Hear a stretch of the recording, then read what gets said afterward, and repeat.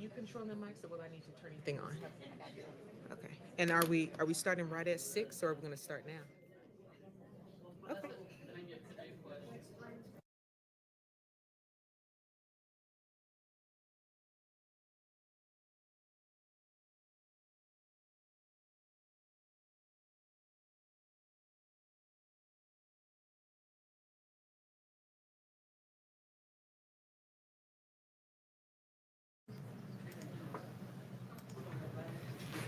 Hey, Creed, we're getting ready to start.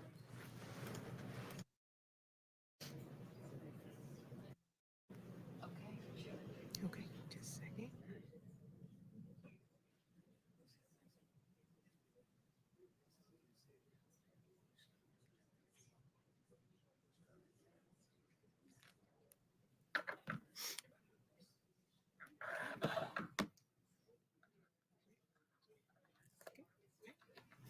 Good evening, everyone. How is everybody this evening or this afternoon? There we go. Energy. I love it. Well, we want to welcome you all to tonight's, what was going to be a debate, but is now a forum, a town hall. So we welcome you all. We know that you all took time out of your day, went through all of the traffic to make it here for this most important discussion. As you all know, that this event is being brought to you by the Tennessee Holler, which we know will holler, never hesitates. And is also brought to you by MLK 50 Justice Through Journalism, based in Memphis, Tennessee.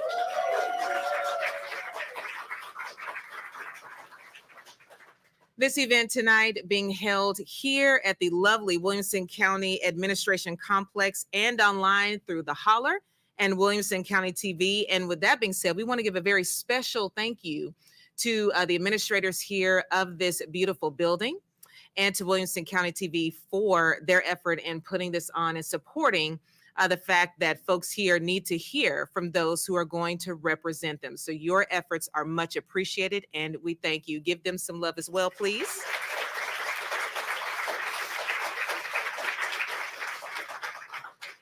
And at this time, we do have to have a point of order. We would like for any in the audience that are elected officials or candidates running for office to please stand so that we can recognize you.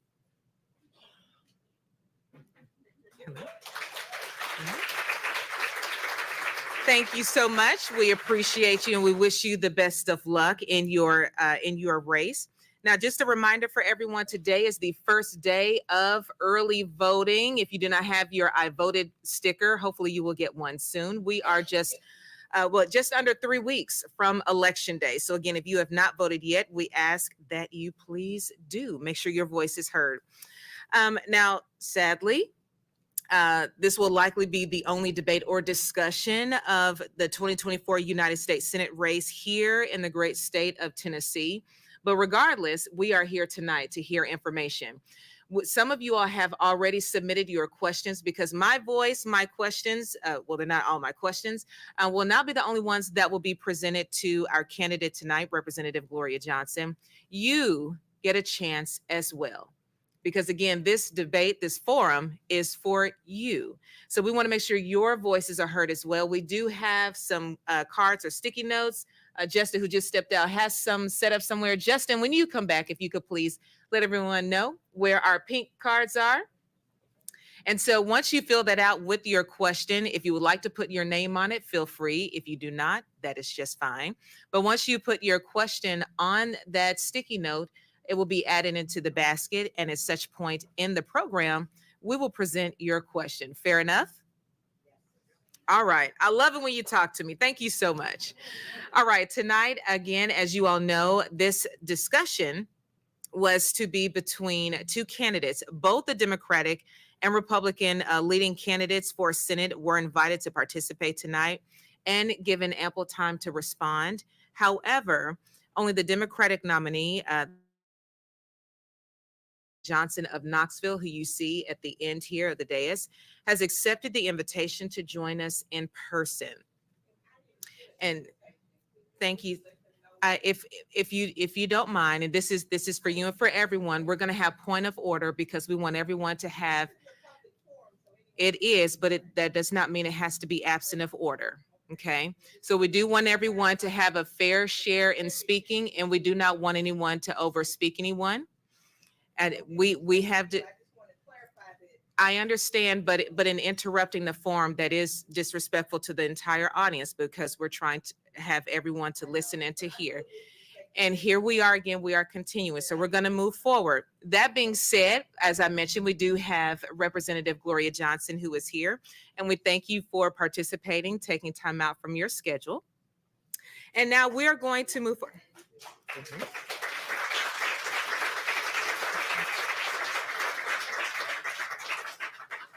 And of course, it is our hope that Senator Blackburn will attend. If at some point she does show up tonight, of course, that invitation will continue to be extended and she will be invited to sit with us up here and participate. All right, let's move forward now with tonight's discussion. And again, your voice. Reminder for the cards, if you could fill in your questions and pose your questions so we can have those for our guests tonight.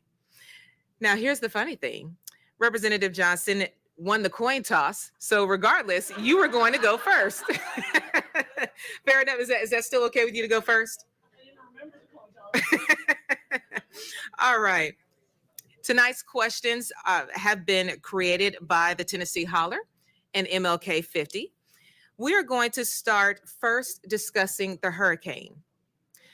Now, here's our first question. Last week, East Tennessee was rocked by Hurricane Helene. The damage was devastating, and the area will be rebuilding for quite some time. Now, despite bipartisan praise from governors in the Southeast, many Republicans have been very critical of the FEMA response, perpetuating some blatant lies that have resulted in FEMA workers being threatened and forced to relocate. What do you think about the FEMA response and the Biden administration's response in general to the storms? And if elected, would you support more funding for FEMA where it needed, or do you believe FEMA should be defunded, as Representative Tim Burchett said, and largely privatized as spelled out in the Project 2025 plan? And let me say, forgive me, you have 90 seconds to answer. Our handsome Justin Canoe is our timekeeper tonight. If at any point you need me to repeat the questions, I will gladly do so. And your time will not start until you begin answering. Okay. Thank you. Well, it's very concerning to me that my opponent 2 days before the hurricane voted against that hurricane relief. And we knew that Tennessee was going to be affected. We should have acted. And my opponent was voting against that relief in DC. The governor also waited 2 days later than the other southern states to request that assistance. But after requesting the assistance, it came within a few hours. And so we have seen FEMA on the ground in Tennessee. They are doing the work. And we certainly have to have all hands on deck because Tennessee families have been devastated. So many of them have lost absolutely everything. And, you know, sometimes we think about this for a week or two, but this is literally something that is going to go on for months and months. And we have to continue to be there for them. And when my opponent and the candidate for US president on the other side of the aisle wants to tell lies about what FEMA is doing and what their mission is, it is only causing further damage to those families. It's only taking them longer. So I would absolutely support FEMA, support more funding for FEMA if it is needed. And I also would educate people on the ground of what FEMA's job actually is, because they have gotten too much misinformation about that, and it's hurting families. Thank you very much. And staying with the storm response just for a moment, Governor Lee has just announced that Tennessee will be providing $100 million in loans to storm-torn counties. Folks on both the right and left have been critical of the plan, since Lee's state government just gave billions to corporations in the form of a tax handout, almost $1 billion to Ford for their Blue Oval City project, and has $100 title for private school vouchers, which he says he still plans on going through with. What are your thoughts about Governor Lee's plans to give loans to the East Tennessee counties? And do you think that the state should just be giving the money to those counties to rebuild instead? I absolutely am horrified that our governor, who had no problem giving a $1.8 billion tax cut to corporations, 53% of those tax dollars going to other states outside of Tennessee, and is saying that he will give loans to these folks who are devastated, people who don't have a place to live, people who don't have food and don't have the supplies that they need. And he's talking about giving folks a loan. The reality is we have money there for the people when it is needed. We have a rainy day fund, but in addition to that, we have other funds as well that we can assist Tennesseans in dire need. And that there's no reason we can't do that here in Tennessee. But I think it's like a slap in the face to these families who are devastated to say you will give them a loan. It's just outrageous. You give tax breaks for corporations constantly in this state, but you have nothing for Tennessee families who have lost everything. I think that we can do better for Tennesseans. And honestly, that is why I decided to run, because Tennessee families, hardworking Tennessee families, are getting the short end of the sticks, and our supermajority and Tennessee Republicans are taking care of the wealthy, the well-connected, and lobbyists and billionaires. Thank you so much.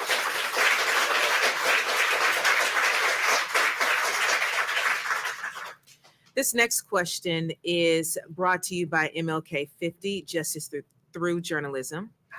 What is your, excuse me again, we cannot have disruption in the forum. We cannot, Representative Johnson, Yes. The question is, what is your plan for ensuring that the city of Memphis and Shelby County receive direct, on-the-ground support to improve public safety outside of increasing unchecked funding to law enforcement agencies? And if you need me to repeat that, I can. No, that's okay. Thank you. It is critical. And I've been to Memphis many times, and throughout this campaign, spent a lot of time talking to folks about that very issue. And the reality is, what we are not doing in Tennessee when it comes to violent crime is anything about prevention. There are so many things that we can do addressing prevention on the front end so that we have 30 to 40% less violent crime. By expanding Medicaid, every single state that has expanded Medicaid within 3 years, their violent crime rate dropped by 19 to 29%. 19 to 29% of violent crime dropped. Drug crime dropped 21 to 43% when Medicaid was expanded. These states saved between $1 and $5 billion because of the drop in violent crime. So you can put those monies back in to programs that lift people up instead. Another thing that you can do, my opponent absolutely refuses to raise the wage from $7.25, the federal minimum wage that Tennessee operates on. Absolutely refuses to do that. And so another study will tell you that when you raise the minimum wage, violent crime drops from between 5 and 10%. Between 5 and the 10% is typically with your juveniles to young adults. That's where you see the biggest drop. So what that does is it prevents that young person from ever committing that first crime. That's what you see when you raise the wage. So the things I'm about are raising the wage, making sure everyone has access to affordable health care. And that is something that we should be doing in addition to things like that Vice President Harris and President Biden have already done with the Office of Gun Violence and the first legislation to to put in protections with gun violence in years. But that's what I would do. All right, now let's move to education. Governor Lee plans to bring back his private school vouchers plan next session, steering hundreds of millions to private schools. Because there were many Republicans who were not on board, but millions flowed into Tennessee Republican primaries from out-of-state sources supportive of vouchers, meaning next session there could be more support for it. The push for vouchers is also happening on a national level as well, as outlined in Project 2025. In Iowa, in the first 2 years of their vouchers plan, 36 new private schools opened while 16 public schools closed. In Arizona, their vouchers have exploded their state budget. What are your feelings about public money going to private schools? And do you feel our schools in Tennessee are properly funded? Well, you know, my colleagues in the State House would say that our public schools are failing. That's a lie. Our state legislature is failing our public schools. They have been strangling them of the dollars they need and not fully funding our public schools in the attempt to make it look as if we need some other solution. And then they bring in their privatizing efforts like charter schools and vouchers. And here's what we know about those things. We know that charter schools have never proven to be the answer and be a better choice. These folks, they talk about school choice. You have to have a choice. Well, we should have a choice, but we should have a better choice. Charter schools do not perform nearly as well as public schools. And in every single state that has vouchers, voucher students perform worse than their public school peers. Same thing in Tennessee.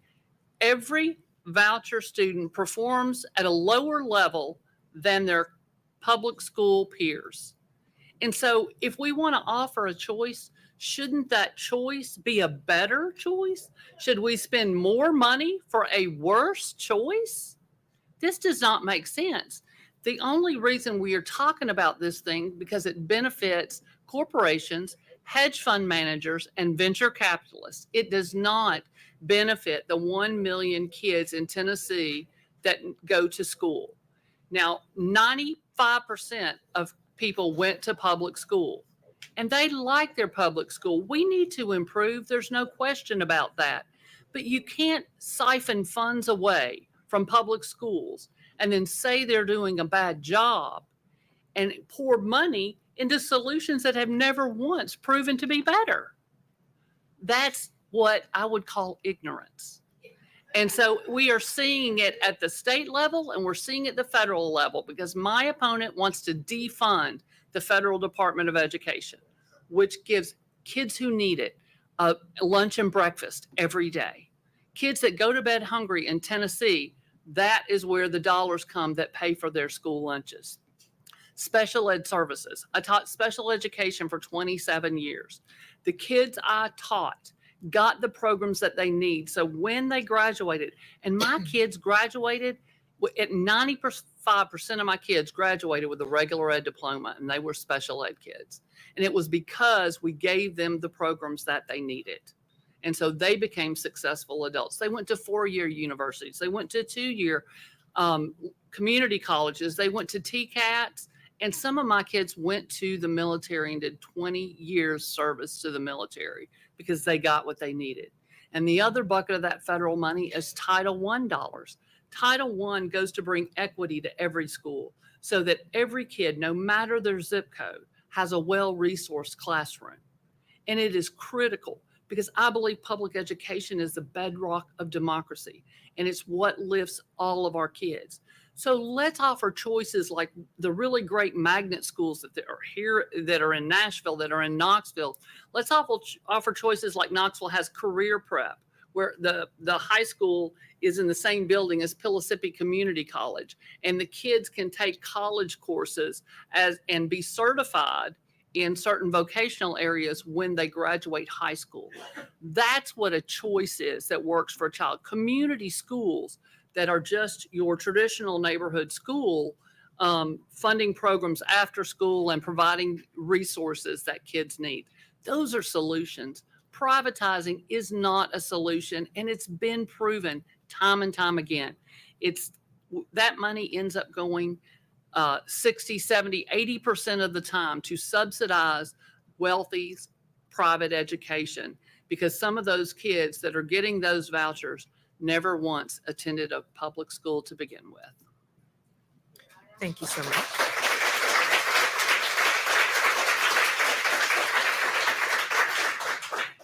And as we continue through our questions, I do want to remind everyone you can still submit your question. We see Mr. Justin Canoe and notes, you all will not miss them. So if you do have a question or a comment, feel free to write it down and he will drop it in the basket and we will read it out a little bit later. All right, this next question is from MLK 50, Justice Through Journalism.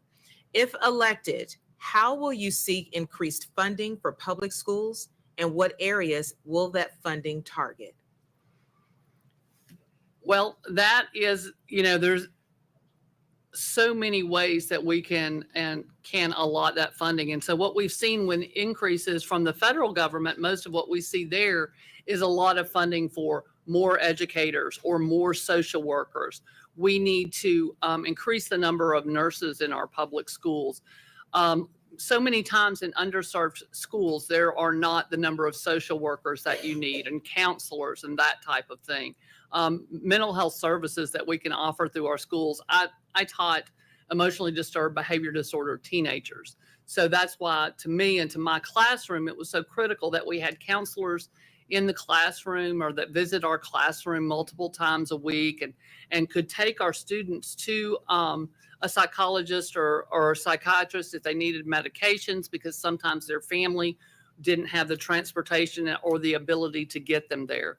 So there's so much we can do. Another thing is making sure that we are funding the ability to have these community schools, because what a community school does is a traditional neighborhood school, and there's a specific need in that community. In Knoxville, we have schools that stay open in the evening from 3 to 7. It's not the same staff as the daytime, because you don't want somebody working from 7 a.m. to 7 p.m.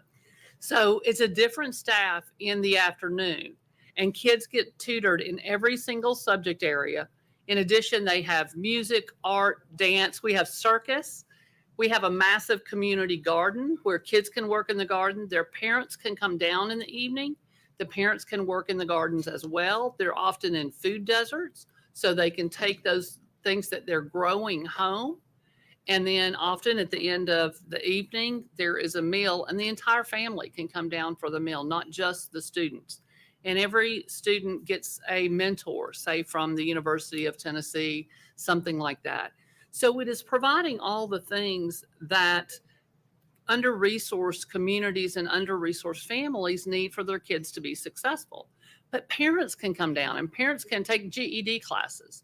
They can learn resume writing or computer skills so that they can improve their skills as well. But the cool thing about community schools is that community, literally that school district for that small area, decides what would benefit their community. It's not decided by Nashville or DC. It's decided by that community. At one point, at one of our schools, the area, what they discovered was some of these families were one car problem away from losing their job. If they got a car problem, they couldn't get it fixed, and because of transportation might lose their job. And so they offered auto mechanics, and so the community decides what would benefit, and that's what they provide. It's a public-private partnership, but it's a great way to truly address why our kids don't succeed sometimes. It's not the school, it's not the teachers, it's just a lack of resources for the families in the community, for the kids, and for the school at times. Thank you so much. And now let's move ahead to another topic. Let's talk a little bit of former President Donald Trump and preservation and protection of democracy. Former President Donald Trump has repeatedly said the enemy within is more of a threat to America than foreign enemies. And according to his own cabinet members, wanted to use the military against Americans who disagree with his policies. His defense secretary, Mark Esper, says we should take him seriously when he says that. His Joint Chiefs Chairman, General Milley, called him, quote, fascist to the core. Do we have a fascist running for president? And are you concerned that he will make good on these threats if he wins? I have no doubt that he would make good on those threats. We have seen in the past, we have seen him, edging towards us. We are watching our democratic norms be eroded. We are certainly watching it here in Tennessee. If you follow David Pepper, you know that democracy dies in the states. And so we are seeing that real time, and it's not a slow erosion. It's actually very fast.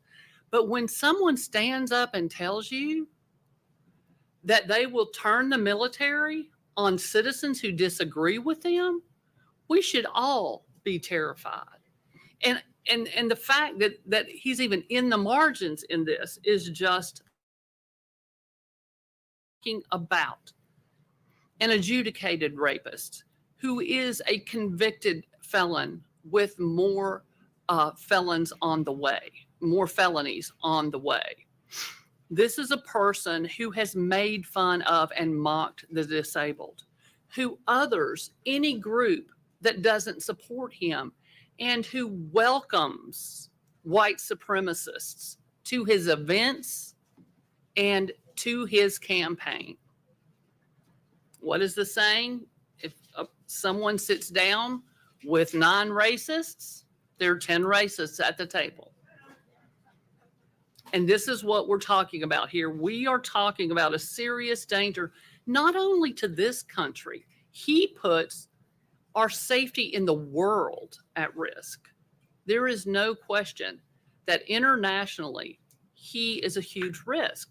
And thereby, my opponent, who stands up with everything he says and agrees with absolutely everything he says.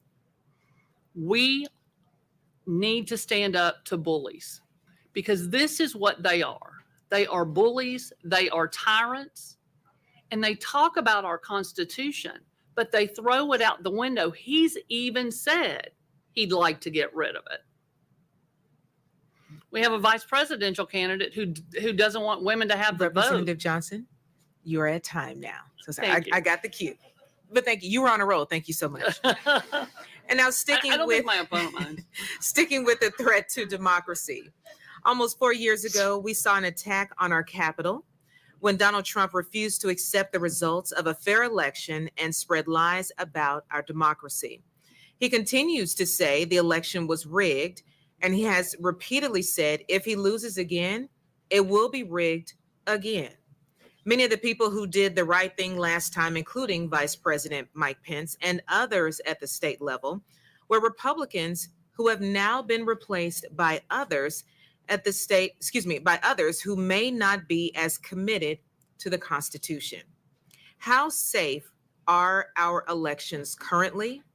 And how confident are you that the result of the election this time around will actually matter? Well, it matters a lot.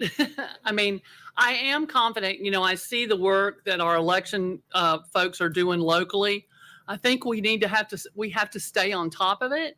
I think we have to be vigilant. Like if you go and vote and something comes up on your ballot that's not supposed to be there, or if you push one button and it doesn't show that the candidate that you elected, you've got to call those hotlines. You've got to call someone at the election commission. And people really need to remember, if they say that you're not on the rolls or try to discourage you from staying and voting, absolutely make sure you do not leave without voting on a provisional ballot. And then you will have 2 days to do whatever is required to make that provisional ballot official.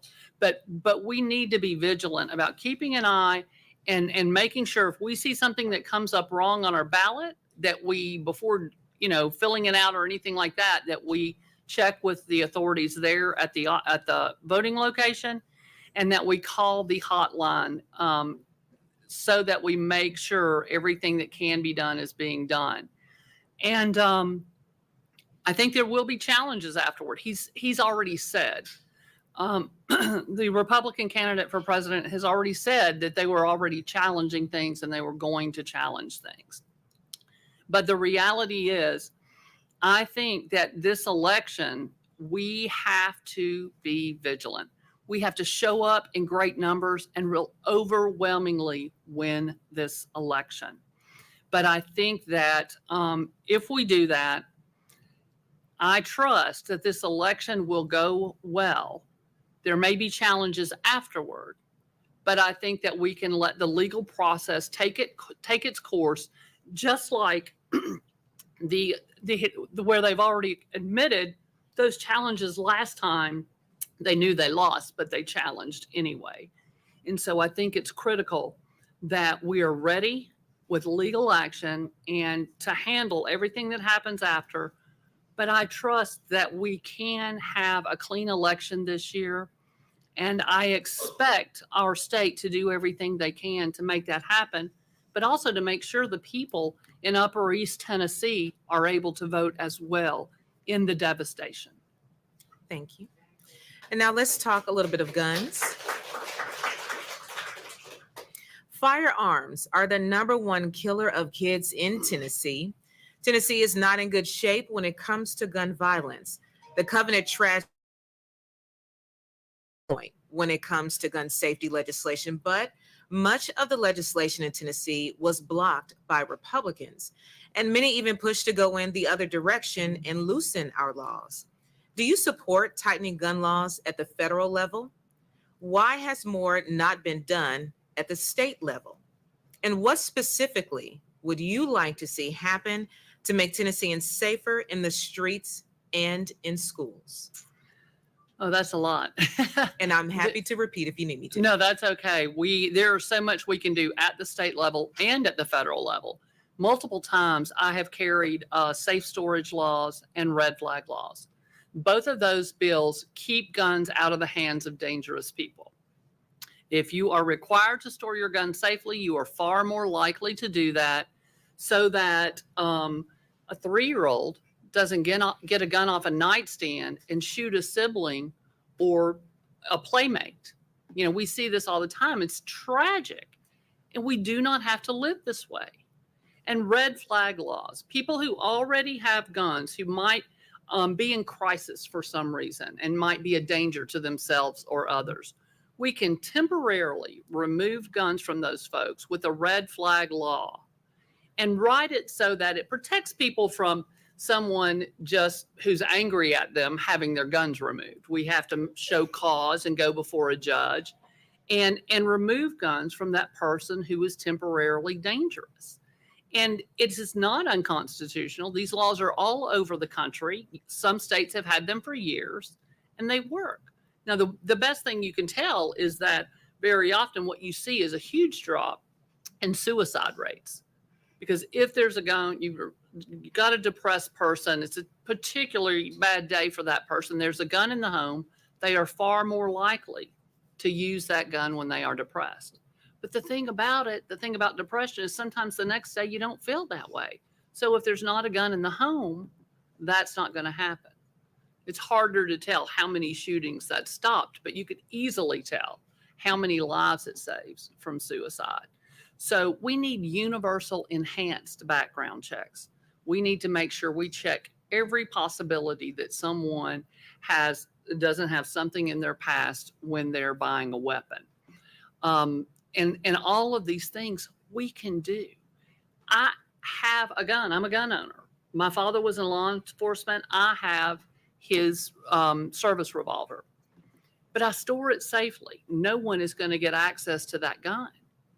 And I make sure that I am careful with it and that it could not get into anyone else's hands. I took the course. We used to have an 8-hour course to get a gun permit. I took that course because if I was going to have the gun, I wanted to make sure I did absolutely everything possible to know all I needed to know about that.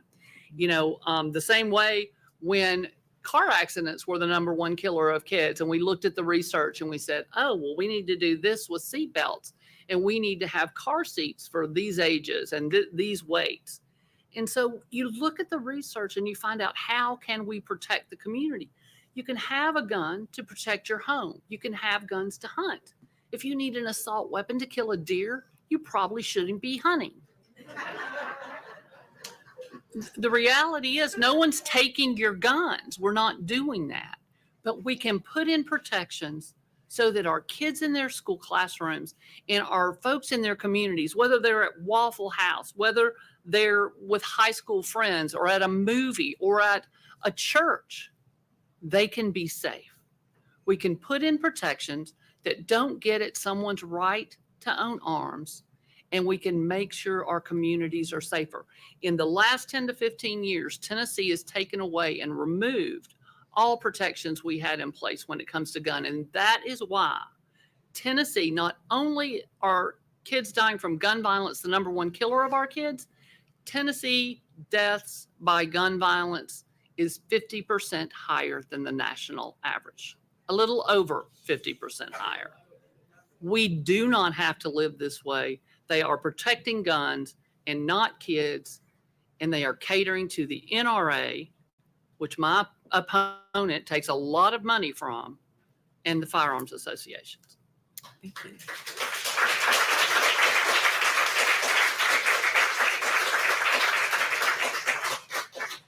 All right, let's talk marijuana now.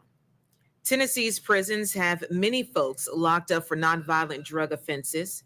Tennessee's Constitution says we're only allowed to have one private prison, yet we have four, using a loophole that they contract with counties and not the state. CoreCivic's private prisons in Tennessee have paid out millions in settlements, and they are currently the target of a Department of Justice investigation. Yet Governor Lee has expressed support for them anyway, and the legislature continues to extend contracts with them. Do you support the continued use of private prisons, and are they contributors to your campaign? They are absolutely not contributors to my campaign. I brought a bill that was a moratorium on private prisons. I believe we should get rid of private prisons. There is no doubt about that. Absolutely. This most recent investigation is unbelievable. You know, so many of the letters I get at home, we get letters as a state rep at our office, but typically, however they get it, I get a lot of letters from incarcerated folks or their families. And when they tell me their situations that they are in, it is unbelievable. I serve on Government Operations Committee, and we hear, you know, the last time that the Department of Corrections came up for their review, they had so many bad dings on their report because of what is happening. And we do not need, prisons should not be a money-making effort. We should have state employees running state prisons, and we should not have private prisons. And anybody who is taking money from CoreCivic should be absolutely ashamed of what they are doing. All right. And we're going to toss it up here just a little bit. We've got a couple of audience questions. This one is for Marsha.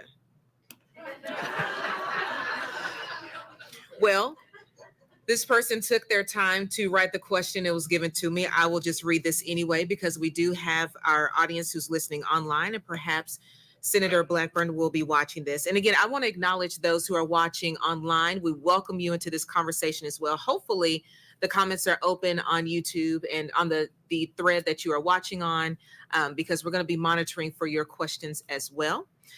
This one is written for Senator Blackburn. You always talk about immigrants smuggling drugs from Mexico, but when you were in the House, you were one of the two representatives who prevented the DEA from tracking the flow of oxycodone into pharmacies. You took money from Big Pharma while Tennesseans died from the painkiller epidemic. Isn't Isn't there blood on your hands? All right. All right. And this next question, actually, I'm going to blend with one of the questions that I had, if the author of this question is okay. Let me scroll on down here. This one is for you, Representative Johnson. Now, who can forget about the Tennessee Three, a name coined for you and Representatives Justin Johnson and Justin Pearson when you all were brought up for expulsion from the Tennessee legislature, resulting in you remaining and Pearson and Jones being ousted. That moment illustrated the deep consequences that can result when Democrats and Republicans do not agree. If elected to Congress, how do you plan to work with those on the other side of the line and in a way that is least disruptive to the political process? And this person is asking as well, when the county seems increasingly divided, how do you I'm plan? sorry, I'm having a hard time hearing you.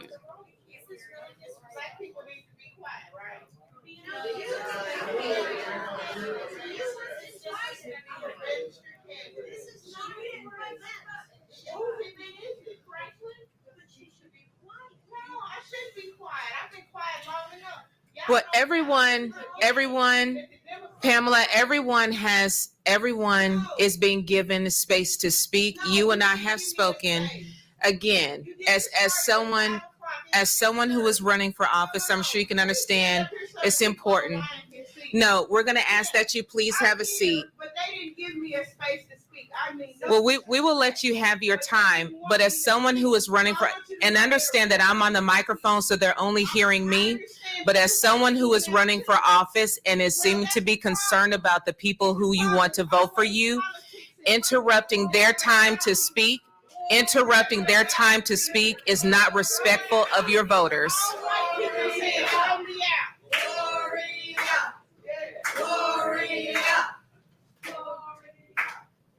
We will move forward. Thank you so much, everyone. So the question is asked, increasingly divided, how do you plan to work towards a bipartisan solution to the issues, and in such a way that hopefully will not be disruptive to the work that is before you all? Thank you for your questions. Absolutely. The reality is you cannot function in a situation where they're cutting mics and they are not calling on members to speak. You have won your election. The majority of the 70,000 voters in your district have sent that person to represent them. And then that person is not allowed to speak.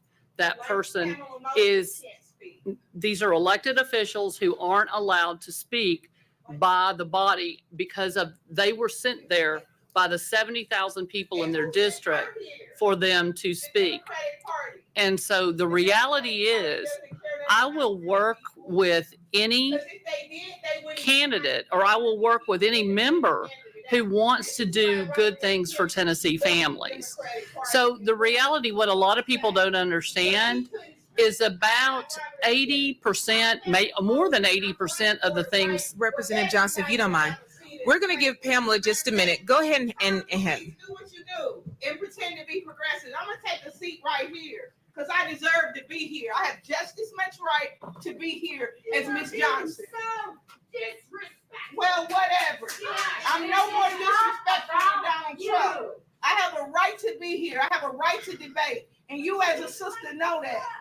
I'm tired of y'all culturally appropriating my people to brainwash them into believing that we should not be able to speak. I know Miss Johnson. I never disrespected her. In fact, I worked with her. No, because you want it to be about her when there's other people in the race. This is America. And in America, everybody has a right to speak. Don't talk about Dr. King. Don't talk about Dr. King when you want Pamela Moses to sit down because he fought for the right of my people to be able to have a seat at the table.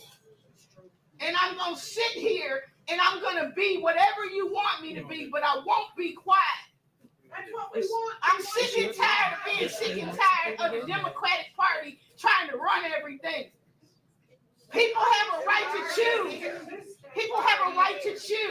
Pamela, say what you got to say. Say People it. have a right to choose. Say what you got to say. What I have to say is I'm running as an independent candidate because I don't do the politics and the partisan stuff. I was a Democrat for 30 years, and y'all haven't had a Democratic senator since Al Gore. His aunt used to live down the street from me, and she taught me a lot of things about Susan B. Anthony, and I'm going to be the Susan B. Anthony in this race.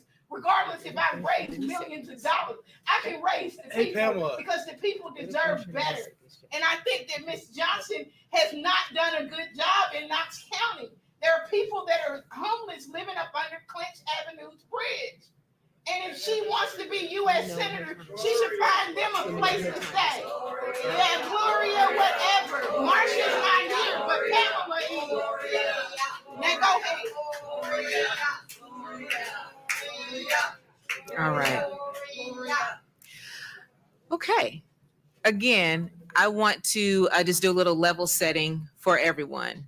And again, as I've said before, in every forum that I do, what's more important to me, and I believe I can say this for the organizers, is that too often voters of every race, creed, and gender is silenced. Too often, there is not space for you to be heard, especially when you put in so much effort to elect someone who you want and trust to represent your voice and your interest. That is most important tonight. And the candidates up here, both candidates, both women, are putting out their effort and are asking for your trust as well as your vote. That being said, I want us to move forward, audience and our panelists as well. We're all going to be heard, but we want everyone to not be interrupted. I certainly understand your frustration. I do.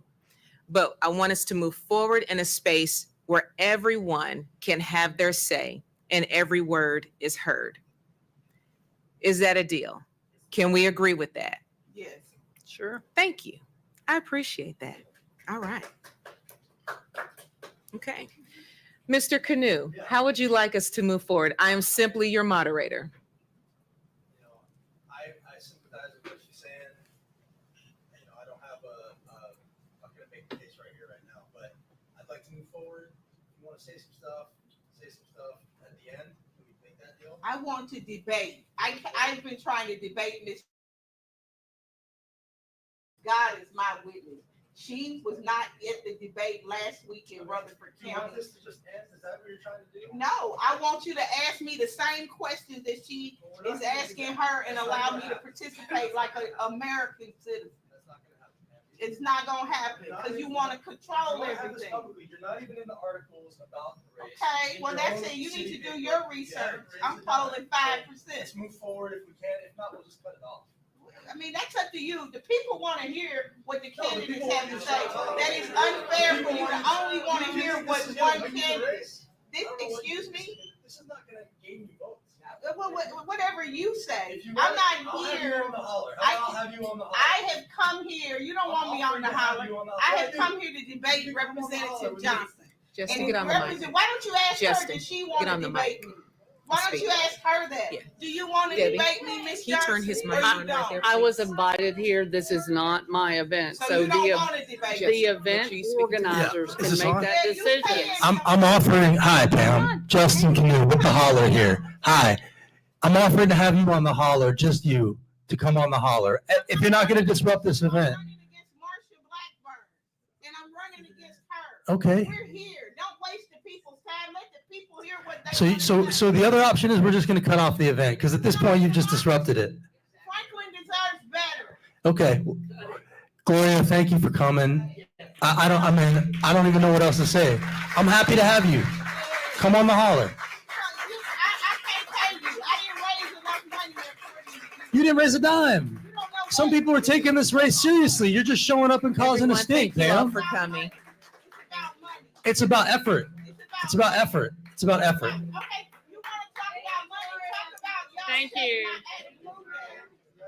Talk Thank you about to our the organizers. Democrats Thank you to those who are hosting us here at the Williamson County Administration Complex. Thank you to Williamson County TV.